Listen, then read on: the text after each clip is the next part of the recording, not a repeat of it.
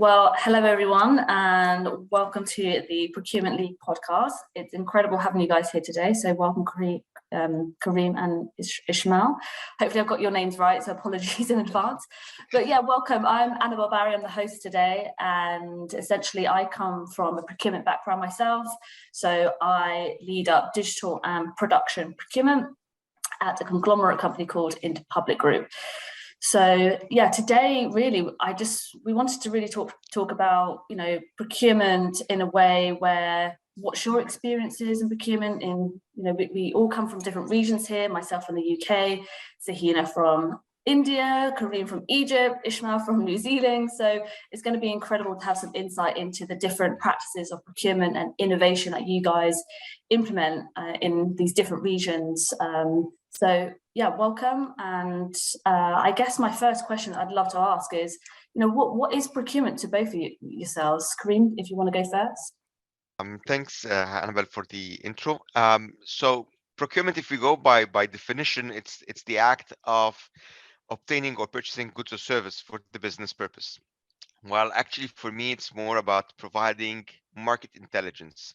So giving access to innovations, new trend, global directions, new regulations to the organizations to ensure that the right product with the right quality at the right time is provided to enable the growth of the organization and in alignment with the organization vision. So procurement is actually a business partner growth enabler in my perspective. And do you think we go above and beyond sort of typical savings? Are there any other KPIs that you measure and drive within your company? Definitely, I strongly believe in procurement. Again, as I said, it's business growth enabler. So it's not just savings. We're talking about innovations. We're talking about risk mitigation. We're talking about the management of the full. A great part of the supply chain is managing that part. So actually, procurement really contributes to more than one aspect into the organization, or specifically in the supply chain of the organization. So actually putting the procurement in under savings is really unfair. We don't talk savings, we talk value. We create value to the organizations we work in. No, I completely agree. And just so we can have some context, and apologies, I forgot to give you an introduction. Did you want to introduce yourself and the company that you work with as well? Okay, sure. So I'm a mechanical engineer, actually. I started in procurement in 2008. It was maybe a couple of years after working in the supply chain. I started in Nestle as a procurement, yeah, in Egypt. Then I moved to PepsiCo as a regional sourcing manager. Then I moved to Mars, also as a regional sourcing manager. From there, I went to Amazon as a country procurement manager, and now I'm in Mantrac, which is a distributor for Caterpillar across Egypt, actually across Africa and Russia. Awesome, thank you. And Ishmael, did you want to give yourself an introduction, and then it'd be great to understand your sort of perspective of, who are procurement in your world as well? Sure thing. First of all, nice to meet you, Karim, and thank you for inviting me to this podcast. So a bit for myself, I'm originally from Malaysia. I started my career as a purchasing executive, a junior purchasing executive, and I moved up the ranks, being a procurement and sourcing specialist for a shipping company in Malaysia. And then with the likes of doing procurement as well as supply chain and as well as logistics. I ventured into contract management and supplier relationship management. Other industries that I was involved in oil and gas, banking, automotive, telecommunications, and currently I am now with one of New Zealand's government agencies as a ICT procurement, commercial procurement manager. So I oversee the ICT for business in terms of applications, software, services, maintenance, you name it. Right. I've been here for 3 years, and so if I may continue, as for me, procurement, and I'm just echoing what Karim mentioned. It's a process of getting goods, not only services. But for me, I look at procurement. For me, if you ask me what is procurement, it's more of providing that service or knowledge, Yeah. and also insights, and trying to give an overview to our business or the people that we're procuring, a different view of how they would acquire such a service or goods. And what types of insights could you give your stakeholders? Is this, some form of market intelligence on new products and services, or? Definitely. In terms of right now, with the moving forward in terms of data analysis and data records, that is much crucial. And with the change in the economy and how we look at things, data is very, very important. So from that, you can actually analyze the data, and from there provide a more broader insight of approach and how it's being done in different continents, different areas, different countries, as well as linking up with looking at a broader picture, rather than just, okay, I want a service and that's it. It doesn't. We'll have to, as an enabler, a procurement as enabler, you should be able to provide that bigger picture to the stakeholders. Normally they just look at the tunnel vision. We have to look at a very high level. So that's where we are as a procurement. It doesn't mean that you have to know everything, but in order to know something, you actually have to look into resources, data, and it's an advantage for you as well, because you can see that it can be related to other businesses as well. It can be expanded, and it's also a win. It's a gain for both parties, supplier as well as the organization. No, I agree completely. And we talk about, I guess, this new way of procurement as such, and I personally think it does drive this ability as well to be more innovative in the way that we procure and the way that we, what our role is as well. We've got a lot more, in my experience anyway, more flexibility to drive new ideas and new ways of sourcing and new ways of creating sourcing strategies, etc.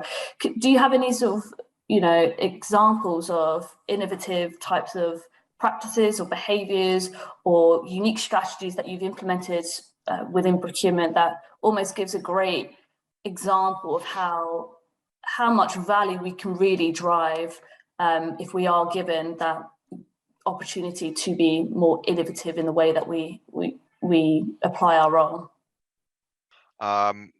Okay, I'll give you an example of how a procurement really is a business partner and how we went out of the box a little bit. In my times in Nestle, we, as you know, Nestle is the owner of several ice cream brands. So I was responsible for procuring the trucks and the container, the reefer box as well. Okay, we used to have just one supplier providing the trucks, importing the reefers from Europe. So it was quite expensive because, as you know, in Egypt, the economy and the exchange rate, the currency forex is quite a big gap.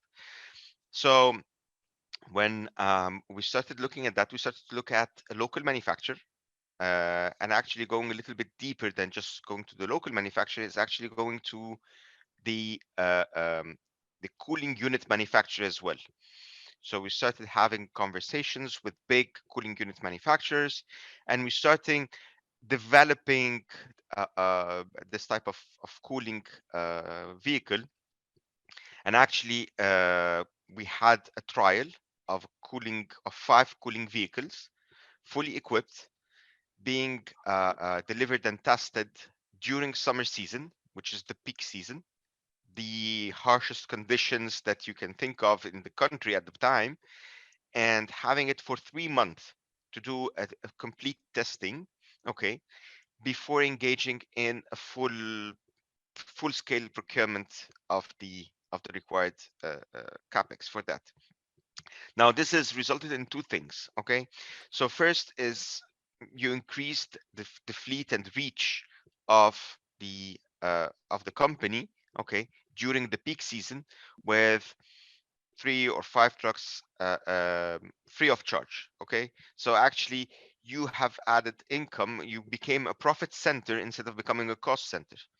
So that's the first part. The second part is that you develop the local supplier. Okay, that is able to meet your requirements, to understand your requirements, to compete in the market, and provide you with a very cost competitive and after sales service. So actually your total cost has come down significantly because of that.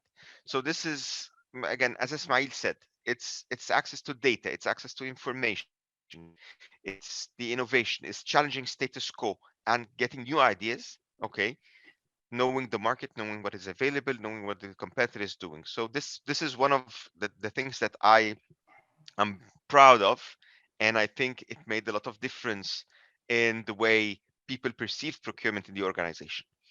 And do you ever have any challenges in voicing your ideas to your stakeholders where it does deviate from your sort of standard procurement practices?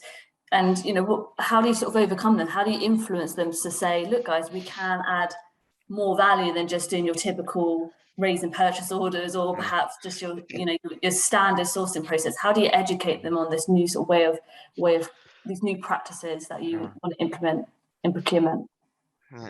Again, going back to what Ismail said, so usually the stakeholders that just focused into one area, there is always a challenge that the stakeholders, they always see procurement as a data entry. Let's say they just create purchases, more or less. Especially I'm specialized in the indirect materials, so we're talking about mainly logistics, warehousing, transportation, capex. So most of the time I deal with engineers, the production engineers, and so forth. So they always see you as someone that doesn't have the required technical skills to evaluate suppliers. They always see that they have the upper hand, they have the technical knowledge, so you're not able to do that. So it's really, really difficult to penetrate this area. The first thing in what I've done across the years is that I start by building trust. Okay, and how you build trust is through understanding the business need, understanding the operation. So I'm not afraid to get my hands dirty, going in, spending time with the stakeholders, having regular talks with them, understand their pains, and then going in and providing solutions, putting myself in their shoes and answering these questions. What's in it for me as a stakeholder? Okay, so you're coming as a procurement saying that I want to do this or that in this manner. Okay, that's fine because you want to do your savings. Now, me as a stakeholder, what am I getting out of it? Do I get a better service? Do I get a better quality? Do I get, and so forth? So we start having this discussion. It's really difficult. It takes time.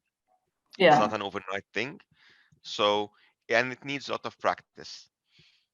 Yeah, no, I agree. I think it's taken a long time to get to a point where procurement are demonstrating that we can go above and beyond our standard roles that people describe procurement to have, essentially.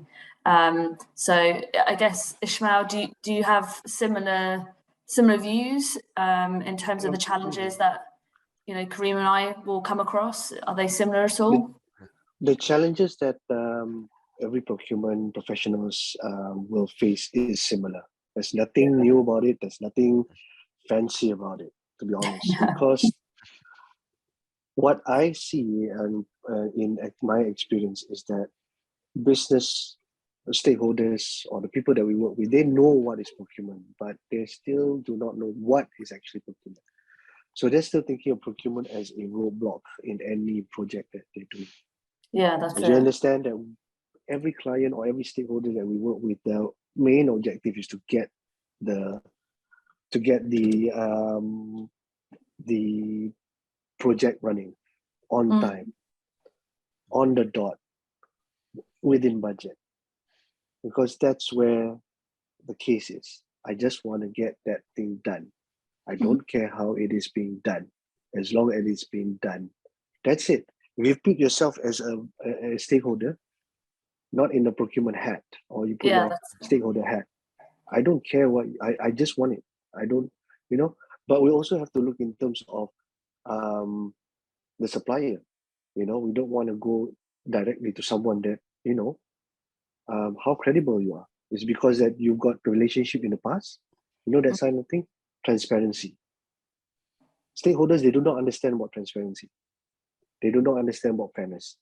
All they want is the outcome. So that's when I come back to Karim, what is it in for them? So for them, it's more of like the outcome, right? I select someone, I get the job done, dust and done, I'm done. Yeah, but that's the process of it. The process of it.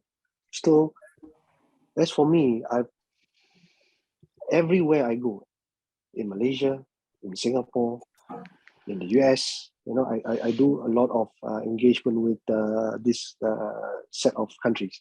They have different thoughts, like in Asia, they have that I like this vendor kind of attitude. Okay, I want to work with this person. I can hear you. So when we all laughed, we all agreed when he said I like that vendor. Yeah, instantly. It's very familiar. So I don't want to challenge that. Okay, you know, because you're the subject matter expert, but I'm a subject matter expert in my area. However, like building that connection, trust, I agree, Karim. But it will take a lot of, it takes a really lot of effort. You got to bring that person outside the office environment, get a cup of coffee. Yeah. So that's how it is in here. We get a cup of coffee and we don't talk about work. We get to know that person, listen. So the strategy that I always do is I listen to what that person or the stakeholders holder wants, and try to bring in that process of, hey man, we can do that, but it's more of like communication. We are all human. It's like speaking to a kid. Why can't I do this? Why can't I do that? This is why you can't. I love it. Because they don't see the whole picture. As for me, visualization is fantastic. You got to put it there, because I think they did a research that I think 60% or 70% people will buy in something that is visual, based on visualization. So that's my strategy, number one. Number two is, of course, that human touch, where you one-on-one listen. As a procurement, I think everyone knows we listen well. We need to listen before we come up with the approach. How can we directly just jump into something without listening, right? I agree. So listening, analyzing, anticipating. Other than that, the data, well, the data is the data. But, in order for you to massage the data into becoming something that is aligned with your process, and the stakeholder will be on board, that's another different story. But again, time is never in our side, right? It's always I need this project. And the strategy again is going back to the stakeholders, top management, not the project manager, because the project manager is being given the instruction, I want you to do this at this time. But you got to be smart. Go and speak to the business owner. They're human too. Yeah, but also, if you look at region, it's different. In Asia, I can't be jumping straight to the management, the senior management on that. I have to go through layers of hierarchy. It's different here. You can actually talk, because everyone's, is different. So if you ask me what would be the best approach, it depends on the cultural aspect of how the organization and the people are. But you also have to bring yourself into being like, again, Karim, I'll use your word, that trust. However, you have to get everyone's trust. It's not easy. You got 10 people, you can only get maybe 7 or 8 people to trust you. But hey, in that group, there must be someone that can actually influence the rest. It's always the project manager or the boss, right? So that's my strategy. in years and years of doing procurement as a junior, it's different because the junior, you go to the manager, your manager will talk to their manager. But as you grow and you develop your confidence, that will be the key in terms of being, I would say, being strategic at what you do. Because everything is strategic. Yep. I agree. And we need to educate people that we are not purchasing anymore. We are not doing tactical procurement. We are doing strategic procurement. Why are we doing that? You got to show them the options. You got to show them why you think that way. You got to show them what is the risk and what is the advantage. It's all about just laying it on one sheet of paper and here you go. Because visualization is a very effective tool. That's what I do in my LinkedIn. Post, I just have an infographic which put some funny characters. They will definitely understand, and then you go like, okay, why are we doing this? This is why. If you don't do this, there's always two sides of the story. That's how I look at things. If you go this way, this is going to happen. If you go that way, this is going to happen. No, at the end of the day, I've told you it's now your option, because stakeholders of business, they don't see the option right in front of their eyes. They only see one option. So as a procurement, we got to show it. We got to show them, here's the option, you choose. But if you choose this is it. So that's my take on it. I think that, by the way, that was incredible. That was a really good answer to that question, because you hit some fundamental points there. And one was, which I personally believe in as well, is that relationship side and educating them on what the process is, why we can't meet their deadlines, for example, rather than saying, no, it has to just be done. This is it. This is the sourcing process. And another thing I really liked was the fact that you, in your own words, were saying, you have to talk to these people like they're human, not, shout out acronyms like ITT and ITPD, etc. They're not going to understand. Talk to them like a human being. Talk to take them out, for a coffee or a drink after work or something. Have that sort of human side to it. Otherwise, we should become robots, and no wonder they don't want us involved. So I think together, those two factors, for me personally, I think you hit the nail on the head. They're extremely valuable, and I personally think are the most significant factors in allowing us to be strategic and allowing us to have a seat at the table. So yeah, that was an incredible answer. So thank you. I appreciate that. One point that you did say, which I sort of want to expand on, and this is a question to both of you, is the way that we procure, the way that we engage with stakeholders, it can be quite different across different regions. And in fact, in addition to that, rather, there's also different regulations and parameters and restrictions we will have as well. Like, could you talk about that? Does that ever come into play into your role, and how do you manage that? And are there actually any unique policies or parameters or laws in any of the regions that you work with that almost force you to adapt your way of working in procurement? That's a question to either of you. I'll have a go on that. Well, the regulations are there in place for a reason. Every country has their the way they how they look at things. As for me, understanding the regulation and policies of a law, especially because if you don't follow, it's there for a reason. If you break it, here's the consequences. But there's always it's a guide. It's basically, if we have, let's say, right here we've got the government procurement rules. All right, it's a rule that actually it's a guideline. Okay, it doesn't mean, for me, any rule, it doesn't mean it's for everything, right? But it's a guide for you to look at things, and you have to, with your experience and your knowledge, you can actually make it happen.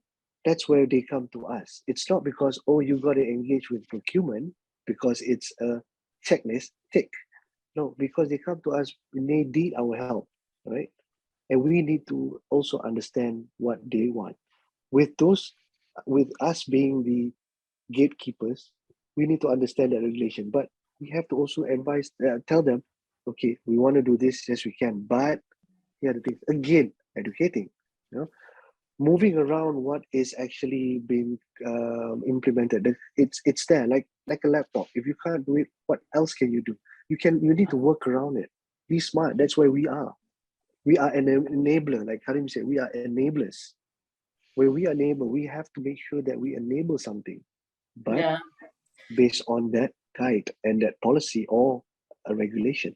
There's a lot of regulation. I can say for Malaysia, you want to okay, if you want to engage with an offshore suppliers, there's a lot of things that you have to fulfill.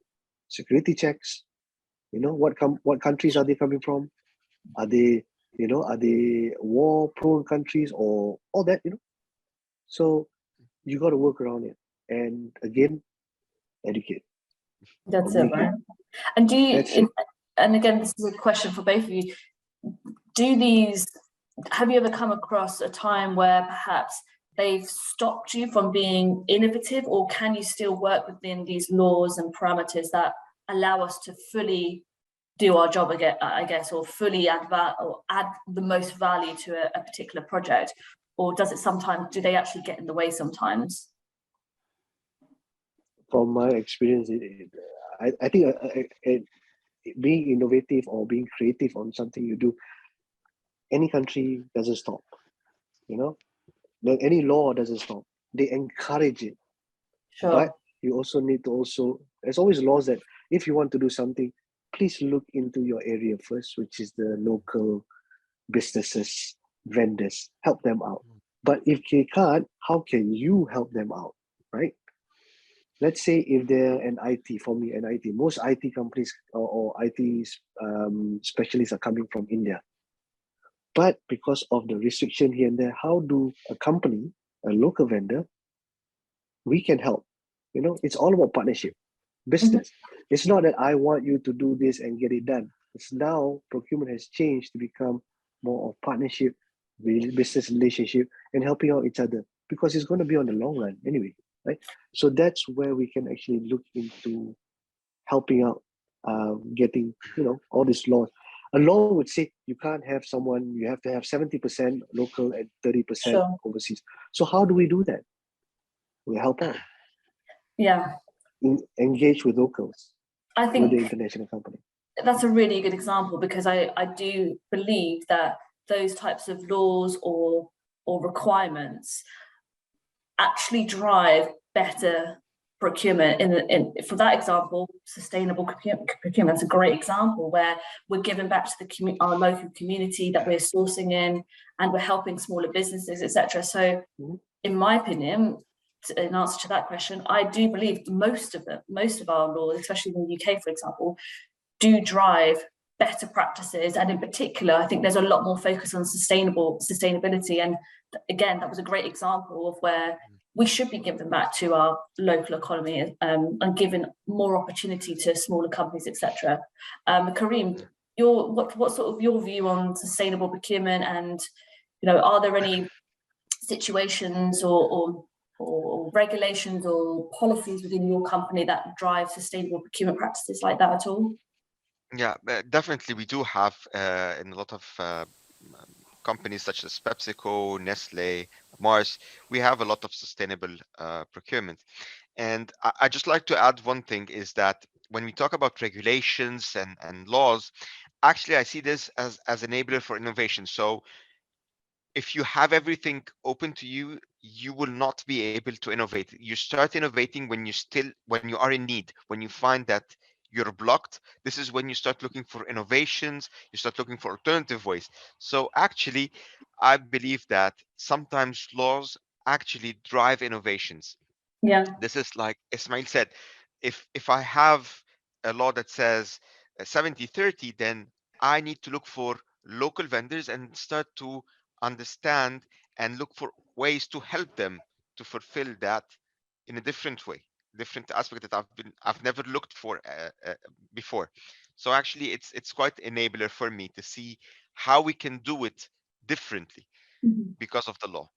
So that's the first part. The second part, when we talk about sustainable procurement, definitely we've been through responsible sourcing. We're talking about sustainability.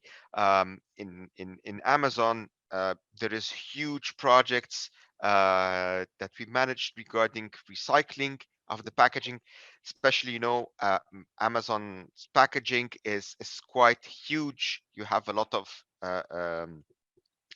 paper.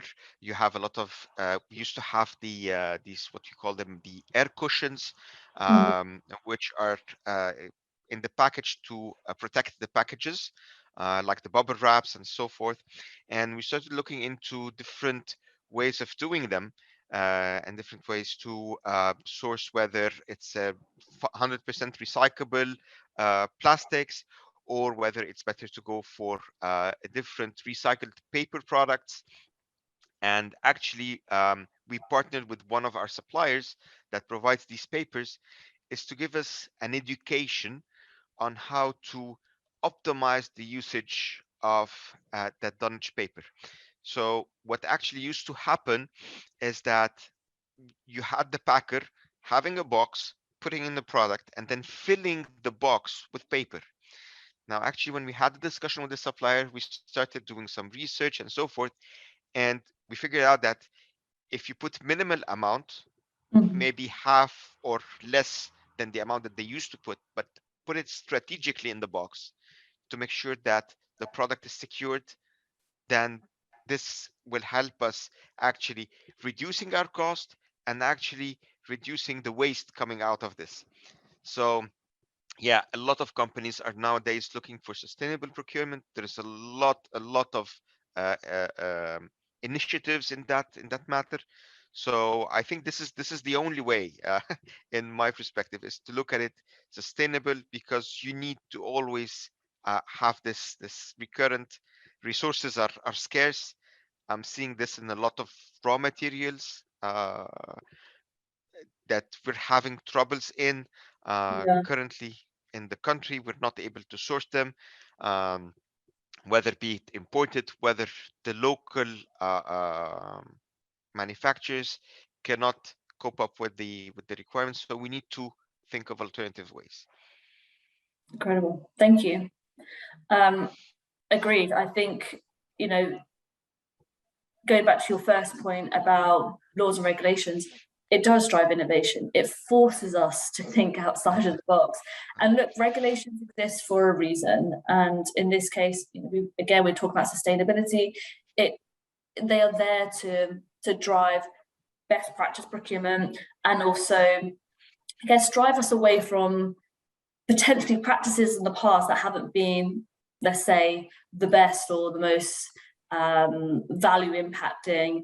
And actually, personally, it also gives us visibility of the value that we can bring to the table. That's, again, way above savings. And in this example around sustainability, we are a function that is critical to drive sustainability within our businesses, because without a sustainable supply chain, how on earth are our businesses going to achieve targets such as net zero in the future? So yeah, absolutely, I'm in complete agreement with you. And so look, we've spoken about, so many elements of procurement and what we can bring, and our different experiences across the globe. I guess, someone new that's starting out in procurement will usually receive quite a basic sort of education of what procurement is and what we do. And again, there's that messaging still that exists that we're just saving a saving function. How would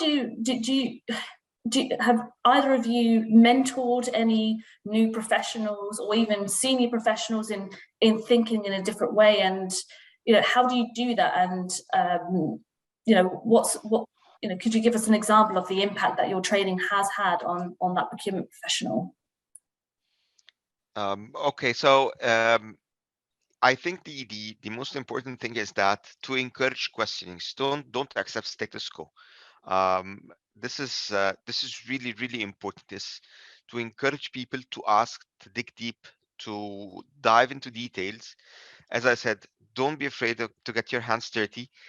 Ask them to go in, spend some time with your stakeholders, go into the operations, and this is how you actually you understand the business. This is how you're going to drive the value.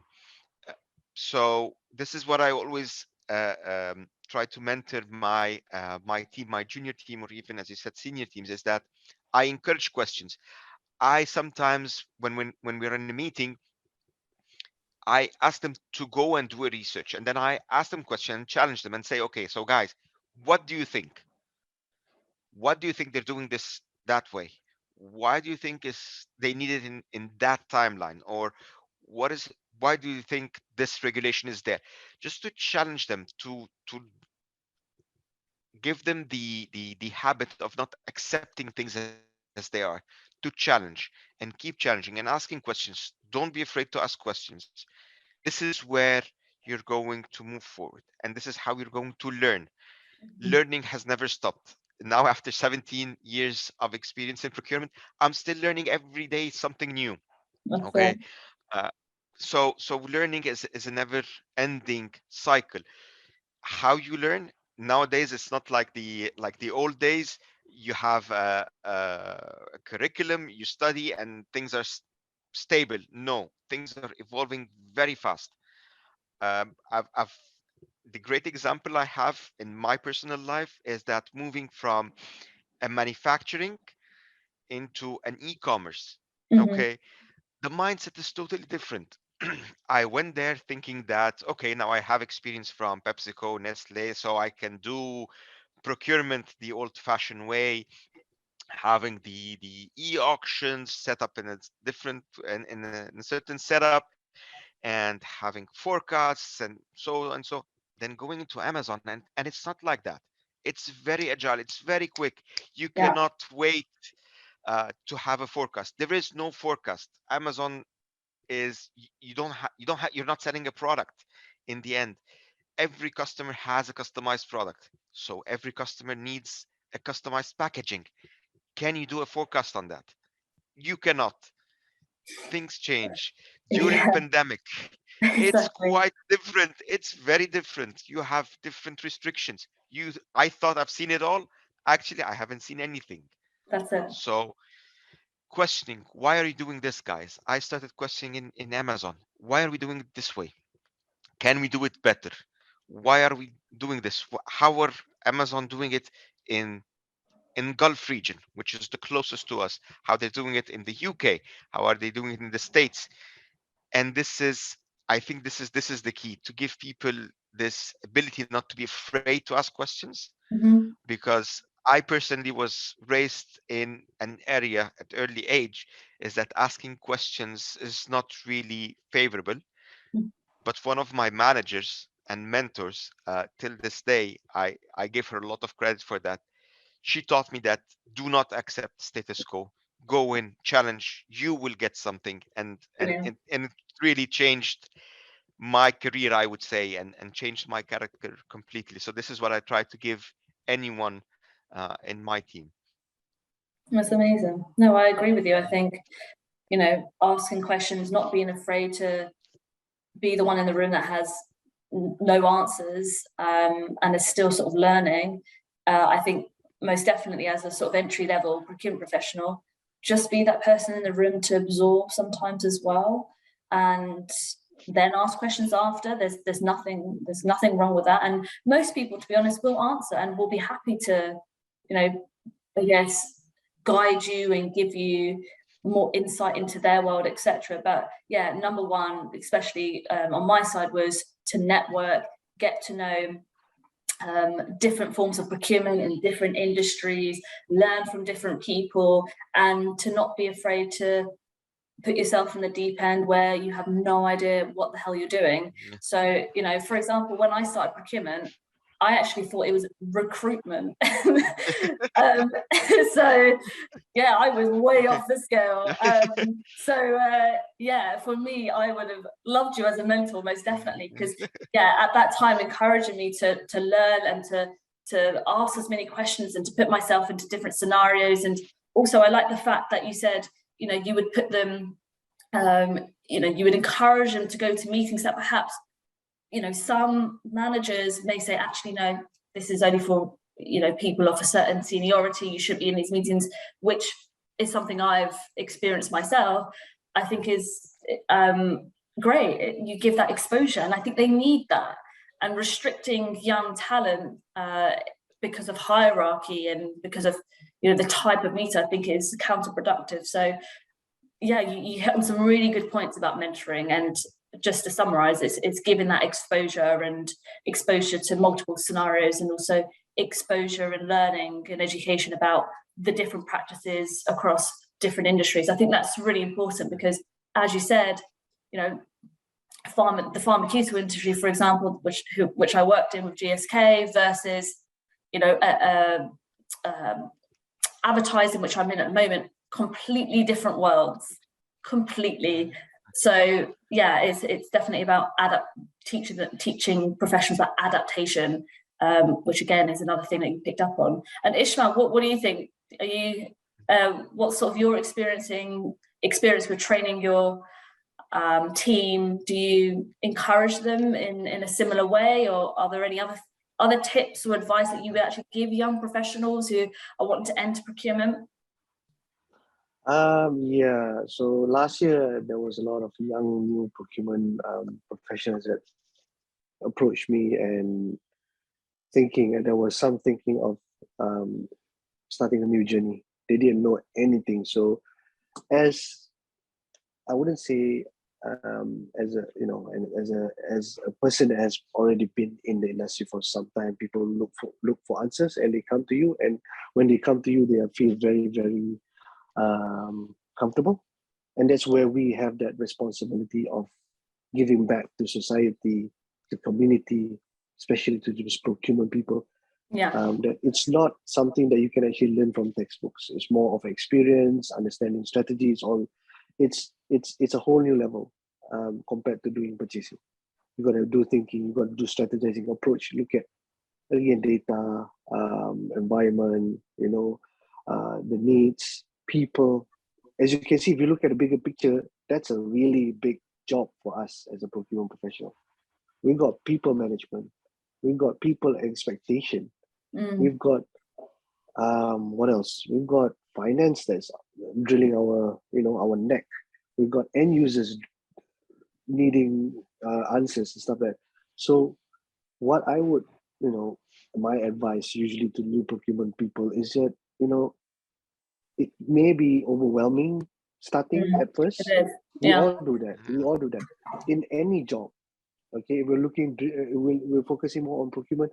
It is overwhelming because education system is always talking about engineering, medical, accounting, finance, law. Those are the 5 things. And never tell me, either you, Annabelle, or Karim, was there 10 years ago talking about procurement as a topic? Nope, never. Right? Okay. And because of certain institution like SIPS came up, and it brings up that procurement level to at par with people like ACCA, CIMA, CPA. It's it brings someone to another level. For me, it's just letting this new junior people say, telling them it's really cool. It's a cool profession, and it's also a rewarding journey, right? Okay, and my personal advice, just give it a shot. You don't know. You ride a bike, you fall down, you like it, you take it. You keep on going. If you don't like it, you leave it. Move to another, play skateboard or rollerblade, whatever. But don't afraid to take that new challenge, and don't listen to any negative stories you might hear. When we speak, we talk to people. Oh, I'm trying to do auditing. Oh no, don't do that. You're gonna stay late. This and that. Don't listen to all that. Because everyone perceives things differently. Yeah, I agree. If you look at it, you have to experience it. You never judge a book by its cover. That's where you have to look at it in a way. Don't judge anything by its cover. Don't judge a profession by the way it's the name of it. Okay? And one of the best things to do is to get involved with local procurement groups. That's one, when you're really new. Attend trainings and conferences. That's an opportunity to get to see experts. You get to see legends in procurement. Yeah. Okay. I've been doing procurement for more than 15 years. being in conference in a room with the legends, it's a whole new thing. You know, you Mm. learn and they are willing to share back to community. It's where you position yourself as the junior person in the procurement where you look up to your legends. Yeah. I look up to the legends here in Australia and New Zealand. They are legends here. But when I meet them, they're willing to actually extend their arms to help you, nobody like me, you know, when it comes to procurement, because because of what we do brings us together. It's not about what we like. It's not about what we like to eat, what we like to do in our spare time. It's because of our profession, you know, because we've got that one goal that we want to do. It is procurement. Okay. So when you have all these opportunities, and it will give you a solid understanding of the basis of procurement and help you grasp key principles that guide the profession. Every foundation of any work is your principles. You got one. If you don't have good principles, your building will crash. Your principle, your the way you work is going, because our profession, procurement, is about ethics, about transparency, about fairness, right? Great, If we yeah. don't teach our young generation, what will happen to the procurement industry when we grow older, when it goes to another 10, 20 years, right? Mm-hmm. And also, they can look into development programs offered by procurement bodies, like especially SIPs, local volunteer groups. I bet there's always a volunteer group in any region, and also even platform like LinkedIn. Use those platforms. Yeah, I agree. TikToks. Don't Yeah. look at TikToks because of, oh, so cute, the cat did jump. Don't. There are a lot. I am surprised there are a lot of creators that does procurement. Yeah. And this guy, yeah, I've seen one guy was talking about procurement. And I said, that is something that we should do. Use that platform, Instagram, LinkedIn. There's a lot of things that you can actually do. Use that. And another tip is to find a senior procurement professional, like a mentor, which you can buddy. Doesn't mean, don't, it's usually, oh, you have to buddy with someone in the office. Don't, you can buddy with anyone. Don't limit yourself in the office. It's so true. You know? Yeah, I Go agree. out, talk to people, give them how you, again, communication. We are human, we talk. So Annabelle, can you tell me, I've got this problem, this is my situation, what can you think? What? So you ask me, so what are you planning to do? I'm going to do this. Okay, why not you look into it, look at another way, and the side of the coin. It will broaden up that That's it. person. So again, they come to us, I'm hearing this. No, procurement is this. I'm not trying to sell you out procurement, but that is the fact, because we need more procurement people to have quality outcomes rather than quantity outcomes, right? Mm-hmm. So, and then with buddying up, they can give you valuable insight, especially during experience. Okay, and that will help you navigate in your profession and in future. And also they can also avoid common mistakes, which you never know that I think you and me, Karim, we have mistakes that we've done in the past, which is the same, probably 5-10 years ago. Annabelle, same here as well. Oh, yeah, Supply many. relationship as well. Yeah, so communicate. That's always the important thing. And lastly, stay curious. Like, again, questions. Pro. Be a Love kid. that. Ask why. Really. I always use this principle: what, who, when, how, why. Those 5 questions, those 5 things are always. It doesn't matter what kind of project, what kind of service goods. Those are the 5 type of questions that you can actually pull out a lot of answers, which will help them. Okay. And the procurement field is always changing, so open to new ideas and new ways of doing things. Stay up to date with the latest trends and best practices in the field. Again, we learn every single day throughout our life until we grow old. We learn. Don't put away that ego. Be open. Yeah, that's Have an it. open mind. Open mind. Put that ego away, because even I get told off by a junior. How, tell me, if you get told by a junior, how does that affect your ego? Definitely, right? I'm a senior. Why am I listening to you, right? Put away that. It doesn't matter what level Love you it. are. Very Put good. away Yeah. that ego. Yeah. So in summary, starting off in a procurement can be a bit challenging. Yeah, in Yeah. in any field, but with the right mindset, with the right support, with the right training, the tools, use it. We've got it right now. The era 20 years ago is so different. You don't have LinkedIn, you don't have Instagram, you don't have TikTok, whatever. You don't have all that. Use it. Agreed. You can. It's not. I'm not saying that you can't watch stuff other than work, but use that. Use that as a platform because it's an advantage. Use that to make it better. And give it a shot. Don't listen to negative stories, as I said, right? And always be positive. Have an open mind. That's my my personal advice to anyone that comes if they come. And also I do mentor a couple of people from Africa, from in New Zealand as well as in Asia, and they reached out. I don't know these people. They say hi. Incredible. Then we talk, and never ever when you do something as for professionals out there, if you are you've got all this experience, don't charge things. If you start charging, you're gonna the objective, you're gonna go south. Yeah, agreed. Don't. I agree. That's what I always tell myself. Don't charge. Yeah, you charge. If they say I want to pay you, okay, fine, but when you start thinking of charging something, your goal is going to be different. Oh yeah. So yeah. Yeah. So that's me. Well, thank you. That was again another incredible answer. And I completely agree with you in terms of educate them to say there are multiple ways of learning in procurement, and a great way of learning as well, which you touched upon, was exposing yourself to different situations and putting yourself in the deep end, asking questions, being inquisitive and wanting to learn more. And I think you were right as well.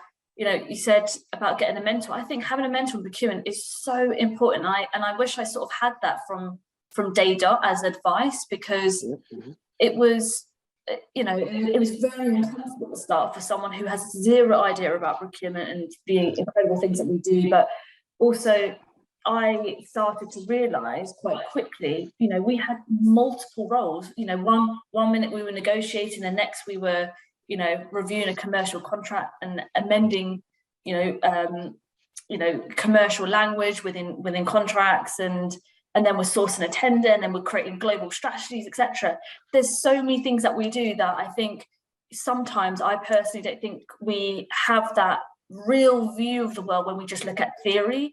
And I think a lot of people in procurement still, and I think the younger generation, think, okay, I've got to do SIPs, and SIPs is everything, and I've got to get through all my exams to become a procurement professional. But in my opinion, I do believe that gives you the foundation in terms of the basic procedures and processes of procurement that I believe you should be taught with and will help you with your understanding later on. However, the biggest impact and biggest education as a mentor that you can give, which both of you said beautifully, was, going in and exposing yourself to different situations and learning from multiple people, which means you don't have to have one mentor. You can have multiple mentors. You don't have to have someone in procurement. You can have someone as well. In addition to that, you can have someone outside of procurement in perhaps an area or speciality that you're procuring in, to get to know their world better. Because if you get to know their world better, your stakeholders, you're going to be able to procure a lot better and also have a better relationship and more flexibility to be innovative and to be a lot more than what you're perceived to be as initially in procurement.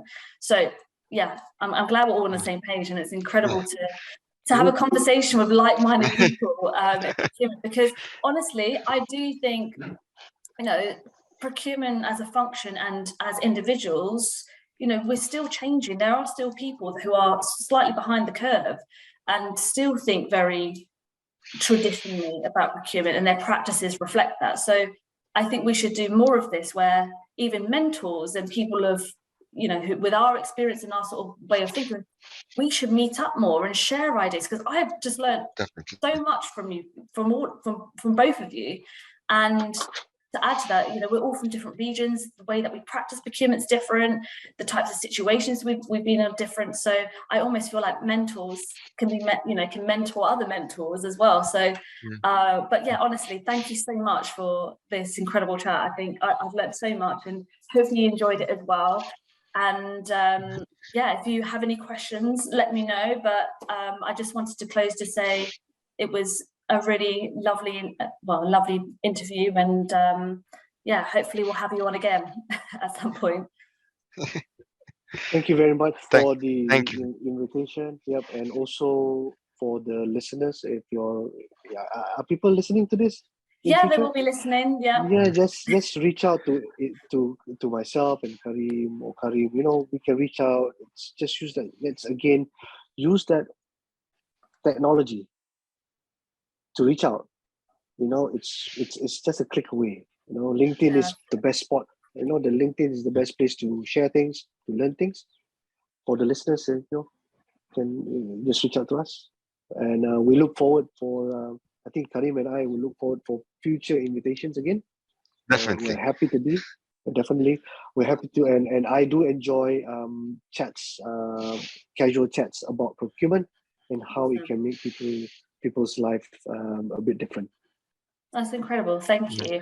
Well, look, if any of the listeners do have any questions for our guests today, please add them on LinkedIn. I'm sure you guys will be open for them to connect with you and message you guys. And remember, you know, these guys are mentors. They're more than happy to also help you on certain project challenges. For example, I have a lot of people coming to myself, for example, who actually come with a challenge, a real life challenge, and as a mentor, I feel that in our position we're here to help and actually offer specific advice in those situations. So yeah, if anyone is wanting to reach out, by all means do so on LinkedIn. But yeah, thank you so much, guys, and that is the end of our podcast today.